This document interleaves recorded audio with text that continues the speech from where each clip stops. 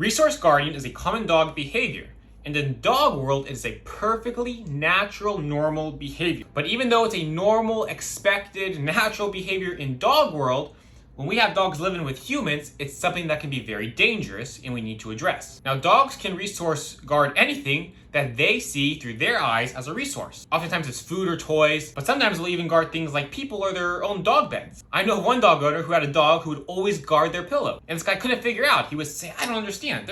My pillow's not a resource. It's not anything special. Well, it was a resource to that dog or he wouldn't have been guarding it. So anything that a dog finds value in can become something that they want to guard and protect. But why do they actually do this? Well, it's about fear. In the dog's brain, they go, I have something, I see human hands coming to take it away, and I'm afraid that they're gonna take it and I'm never gonna get it back. So I gotta protect it. I've gotta growl and bark and then bite. And hopefully if I'm scary enough, whatever I got, these humans aren't gonna take it away from me. So resource guarding in reality is about fear. The dog is afraid they're gonna lose something. So it's our job then to teach the dog that, hey, guess what? Human hands don't come to take things away. Human hands come to give things that are better. Now, before we get into treatment of resource guarding, I want to talk about preventing it, because this behavior can be completely prevented if you have a young puppy and you do the following things. Number one, whenever you take something away from a puppy or a dog, we always trade them. Your puppy's running around with a sock, you take the sock away and you give him a treat. Your puppy steals something off the table, you take it away,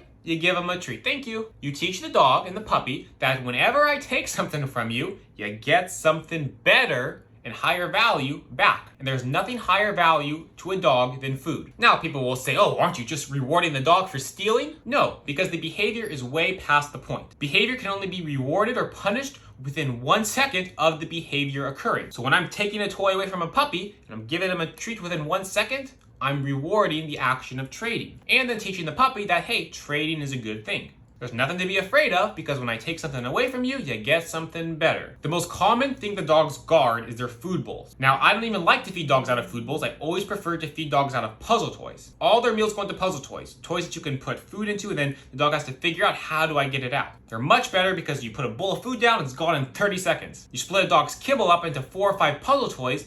Now breakfast and dinner are lasting 30 minutes. But if you insist on feeding your dog out of a food bowl, that's okay. Here's another trick to do in that case. I would try to split it up maybe just 3 times per meal. You get some sort of high level food. Tiny pieces of chicken, of steak, of hot dogs, of cheese. And you go over to the puppy while they're eating, you pick up the bowl, and you drop in 3 pieces. Not 1, but 3 pieces of whatever that high value food is. And then we put the bowl back down, we let the puppy continue to eat. And this little puppy starts to go, oh wow, I love when humans come to me when I'm eating and grab my food bowl. Every time my food bowl goes away, it comes back with 3 pieces of chicken in it. I wish these humans would start taking stuff away from me more often. It's a great way to start building that association that human hands don't come to take away, human hands come to give. Now, there also has to be a certain level of respect as far as, leaving the dog alone when they eat. When I'm trying to eat my dinner, I would not be happy with somebody coming over and pulling on my ears and poking me and prodding me and, doing things. There's a point where just let the dog eat and enjoy their food. As long as we're able to take something away from the dog without any reaction, that's all we're looking for. So this concept of trading is very, very, very important for preventing a dog from resource guarding. Now, what do we do if a dog already is guarding though? Here's the treatment for that. For this example, let's say we have a dog who resource guards a bone. The first thing we have to do is figure out what is the threshold of how close we can get to the dog before they start growling and reacting to us. A dog that shows resource guarding tendencies and behaviors, it generally goes in a progressive order. The first thing you'll see is the dog stops with what they're looking at and stares at you, makes eye contact. From there, if you get a little bit closer, the dog will growl. If you get a little bit closer from there, the dog will bark. And if you get even more close, the dog will bite you. So the threshold we're looking for is where the dog is looking at us, but not growling. That's the spot we want to find. So our dog's got the bone, and we're gonna start walking towards the dog. And we're walking and we see the dog stop and stare at us. So we're gonna get a little bit closer, and all of a sudden we hear the dog growling. That's our cue that we're a little too close. So what we're gonna do then is we're gonna just take 1 step backwards, and we wanna get to the point where our dog is under threshold. They're looking at us, but they're not growling. And then you're gonna memorize that distance. And what you're gonna do from there, tiny pieces of chicken, cheese, steak, hot dog, and you're gonna walk up to that position, the dog's gonna look at you, you're gonna toss them a piece of steak, and they're gonna walk away. That's all. Very simple. Dog's gonna eat a steak, and then you walk back again, you throw them another piece, you walk away. I prefer using some sort of really high value food, but You can also just do this with the dog's kibble, their dinner, their meals. It's a very simple game though. Approach, treat, walk away. What we're teaching the dog is that when they have something and they see humans starting to approach, that's not a signal to start guarding and protecting their item. It's a signal that something good is about to happen. Humans approaching means I get treats. I get something positive. The act of a human approaching me is something I should look forward to, not something I need to be afraid of. Our dog starts to go, oh, I thought these humans were coming to take things away.